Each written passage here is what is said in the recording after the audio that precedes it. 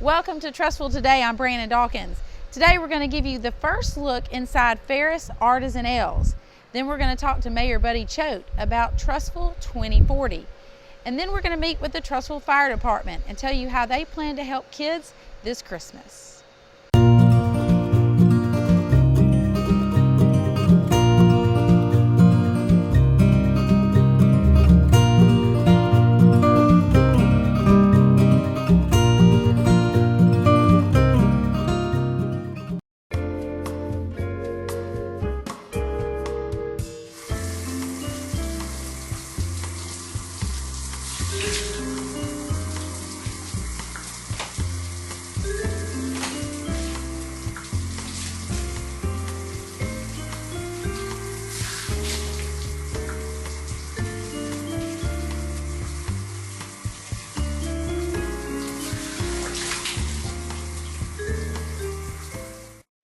Welcome back to Trussville Today. I'm actually inside Ferus Artisan Ales in downtown Trussville. This is the first chance we've had to give you a look at what this building is looking like as it comes along. I'm with Gaines Turpin, who is the sales manager for Ferus. So, Gaines, kind of tell people we're at the far end of the building that's going to be the event space and distillery. So tell people about that. So we have a little, area over here that we'll have our own, bar. Mini area to have an event, and then that if your event gets larger, you can actually, we'll open these doors up and come in here to the distillery where we'll have a couple stills over here. We're going to have our barrels aging our whiskey over here. So yeah, it should be a pretty neat place. Well, and tell people why an event space. Why do we need an event space? Why not? I mean, people pay a lot of money to have events at places, and if you look at all over Birmingham and the surrounding areas, event spaces go really quick, and so why not have one in a distillery? Was the distillery always part of the plan from the beginning? Yes, it was always part of the plan. And why is that a good addition to it? I mean, once again, why not? I think that when you have a place of this magnitude and this size, I think that offering something just besides beer to your normal, to the people who come in, because a lot of people don't like beer. A lot of people don't like sour beer. Good point. And so this way you can have a vodka, a gin, or whiskey. As soon as the whiskey comes. Sorry. Well, and as you heard him mention, sour beer is part of this. We're going to explain a little bit more about that next as we move into the sour room. Okay, this is the sour room. For people who don't know what a sour is, explain. It's sour beer. It's sour beer. We use wild yeast in order to make it funky, I guess if you can say. And so, this room that we're in right here needs to be temperature controlled. It needs to be separate from our clean production side in the distillery, because you really don't want those, that wild yeast getting into your clean beer, because it will just ruin it all. Okay. And so, in here we can brew it in there, and then on our, either our 30 barrel or a 5 barrel brew house, and then we'll pump it in here to these fermenters, and they will ferment, and then let's tell people about that. We put them in these foeders. So basically, it's to age your sour beer. It's kind of like a big wine barrel, if you must, white oak. And so they'll sit into that for however long the brewer wants to age it, and it comes out sour, tangy. It comes out tangy. That's a good way to describe it. Explain to people. You're going to be able to see all of these when you come in the front. It's really aesthetically pleasing. It's interesting to see. So as you walk in through the front, we're going to have all glass throughout the wall, so you can see the clean production, you can see the sour room, and you can even see the distillery. So as if there's not an event going on or anything like that, you can actually look in and see what's happening. I know over on the clean side, and we'll get over there too, that our canning line will be kind of in front of it. So if you were to come eat and bring your kids or whatever, they would actually have almost a mini show on showing how to do it. Okay. Well, you heard Gaines mention the clean side, so we're going to head over there next and show you what that's all about too. Okay, clean production. Here we are in the clean production room.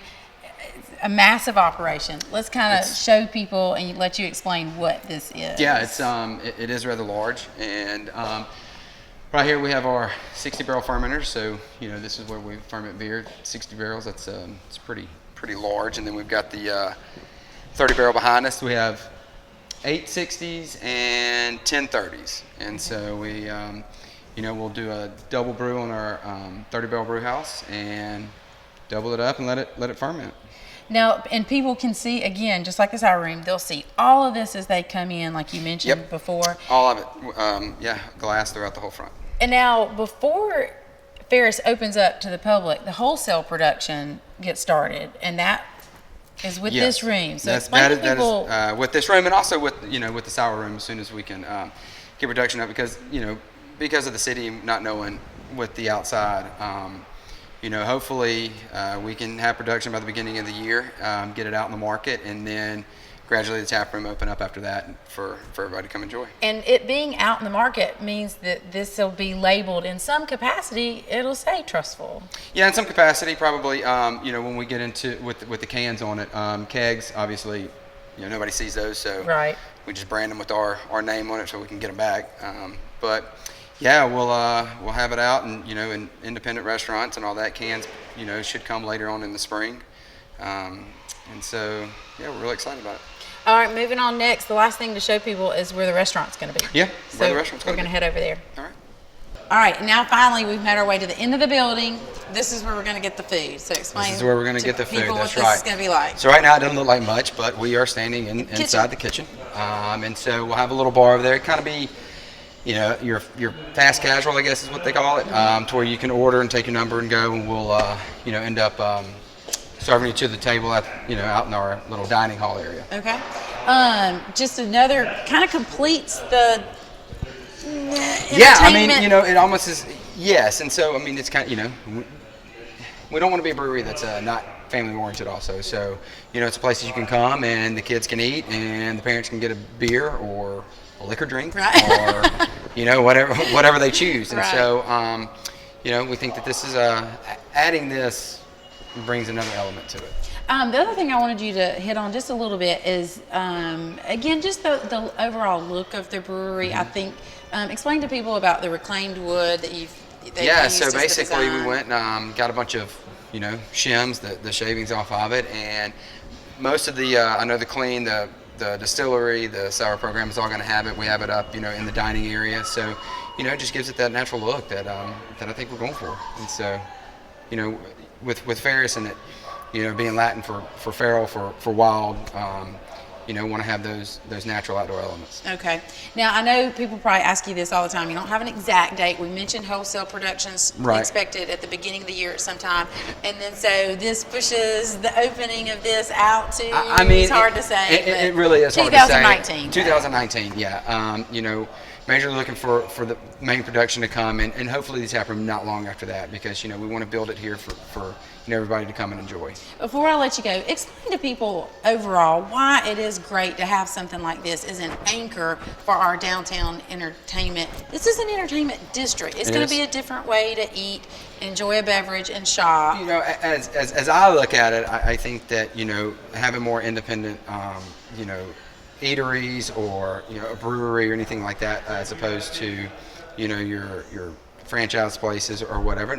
Not knocking them. I just think that I think that this brings another element here, and if I think Trussville growing as it is, when you get younger families that want to come out here. There's a purpose to come out here and to come and hang out, and it can only do good for the city in my eyes.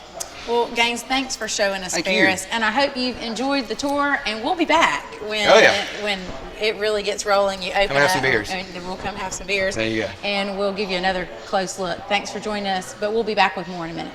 Thanks. Trussville's local choice for real estate services is Brick Realty, located in the heart of the city on Main Street.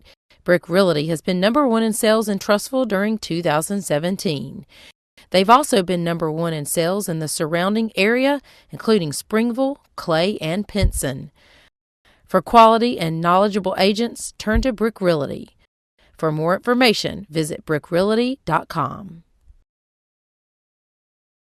Welcome back to Trussville today, and I'm here with Mayor Buddy Choat for our regular monthly update. Buddy, thanks for joining us today. Yeah, my pleasure. We're actually out at the Greenway today, and the reason that we're here is we wanted to update you and let Mayor Choat update you a little bit on his recent announcement to the Chamber of Commerce at their recent meeting. You talked a little bit about Trussville 2040. Tell people about that.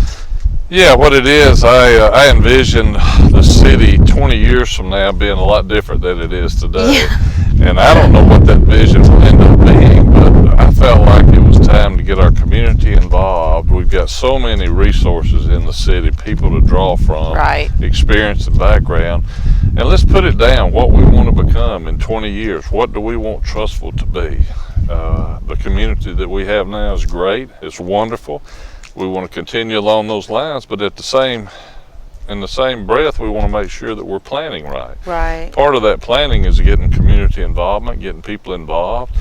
And really, we're standing on a bridge on a Greenways project that was approved in 1998. That was 20 years ago. Right. And That's we 20 love years it. It's ago. great, but it shouldn't take this long. It shouldn't take that long. And what we found out last year as a council, we had a planning session in March, I think it was, where we listed a bunch of projects that we wanted to get done during this administration. I think there was 23 of those. And at the chamber luncheon, I shared with them that we had already accomplished 20 of those, Oh, that's 23 great. goals. And so I thought, well, if we can do that in 18 months, think about what our city and what our leaders can do over the next 20 years. Right.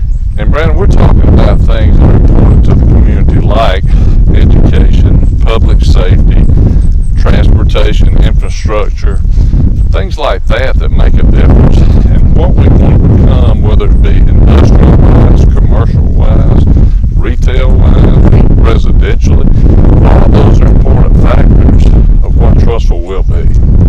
So I just felt like it'd be an opportunity to get the community involved and make a plan. Well, but to make that plan, you mentioned you need help, and this is where it gets interesting. Yeah, what we're going to do, we have a steering committee of 10 right now. We started out last year with 25 people on what we called an economic development committee, subcommittee. We worked with Alabama Power, BBA, Birmingham Business Alliance, and so we whittled that down to 10. And out of that 10, we've sat around and we've talked about what we want to do and where we want to take Trussville. And it started really on the industrial side, but now it's kind of bled into the more, I guess, diverse way of trying to figure out how we want to be perceived outside of Trussville 20 years from now. So we're going to ask the community to get involved. We're going to have subcommittees broken down, whatever the topics that are most important to people. And I mentioned some just recently. Right. We want to be proactive instead of reactive. In other words, I'd rather be proactive in thinking of what we can do instead of having to react to things that happen to us as a community. So I think if we get people involved, we get 200 people. What if we had 10 subcommittees and we had 20 people on each one? 200 people can make a lot of great suggestions for the city of Trussville, and that's what I'm hoping to Well, do. and you mentioned this really needs to be people with a variety of professional experience and a variety of ages. Yes. Oh, it's very important. You know, what's important to me at my age 20 years from now may not be what is best for Trussville. So we're looking for all ages, you know, young professionals, young adults with families, people just moving to the community that have been here a short period of time. We want them, they see what we have, and that we get a lot of suggestions of what we need to do. But what we need to do is learn from that and kind of plan for it. We've got great plans going on around the city right now with downtown and some roads and connector roads, shopping centers and things, but how do we want to move past that and do something a little different? It's what I hope to do. Well, how does somebody volunteer, I guess? What we're going to do once we get our steering committee is in the process of identifying the areas that they want to focus on. Okay. And once we do that, we'll be publicizing an opportunity for the public to contact either through me, through City Hall, my office, or through the committee. And if you have a desire to serve on one of those subcommittees, then you just notify them, and there's no limit. We could have 10, we could have 20, it could have 25, whatever. But at the end of the day, it'll be our city and our community and our residents making those decisions. Well, I think that's great. I think this is a great way to get that information out. So be on the lookout for that. And if you're interested in serving with the city or helping the city with this vision for 2040, you can get signed up. As always, Mayor Choat, thanks for joining us, and we'll be back with more. Welcome back to Trussville Today, and for this segment we're actually going to go ahead and start talking about Christmas. I'm here with Trussville Fire Chief Tim Choat, and we want to talk about, Tim, this year's Trussville for Kids. Christmas for Kids. Christmas for Kids, that's right. So kind of tell people, we had a name change temporarily last year. Yeah, we had a little setback in 2016, and due to some administrative things, we changed the name last year, and we helped several families last year. But we've got Christmas for Kids back now, and this year we hope it's better than ever. Well, let's start with, because we're trying to really get a head start on it this year, promoting it for you guys for sure.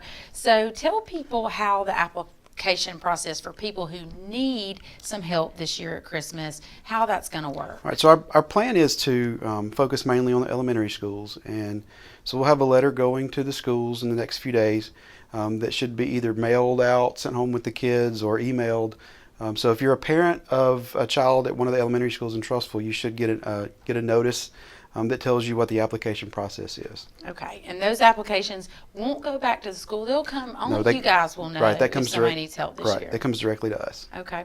Now, we don't know yet what the major hot items are going to be, but of course, you're always taking financial donations to buy for these families. But people can't go wrong. You and I talked about, these were a couple of things that were left last year. Yeah, there's always the classics. Right, dolls, like baby dolls. These baby dolls specifically Right. are so popular with girls all the way through elementary school, the kind of larger size baby girl dolls that they get to dress and they look cool. And so that's always a popular one. Dolls, Legos, Nerf guns, those things like that. The classics, those are always popular. Okay.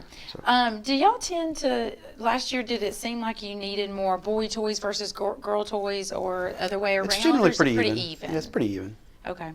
Well, if you could give some people some advice on other things they could go ahead and be doing for y'all, what would that be? Right now, we need to get the applications done, and then we'll have some wish lists, and we'll know maybe in a couple of weeks more about what the hot items are going to be for this year, and then hopefully we can get you back and do a follow-up so that we can ask for those. Well, we will. We will come back and let you know as they know more about these families and the items that the kids will want this year. But in the meantime, definitely keep this in mind for financial donations and for picking up some classic toys, because y'all do help kids in our area specifically. Right. We want to make sure the needs of those children and those families here in the Tribune coverage area are met. I'm Brannon Dawkins, and we'll be back with Tim when we know more. And thanks again for joining us for Trussville Today. As always, this is brought to you by Tribune Digital Media.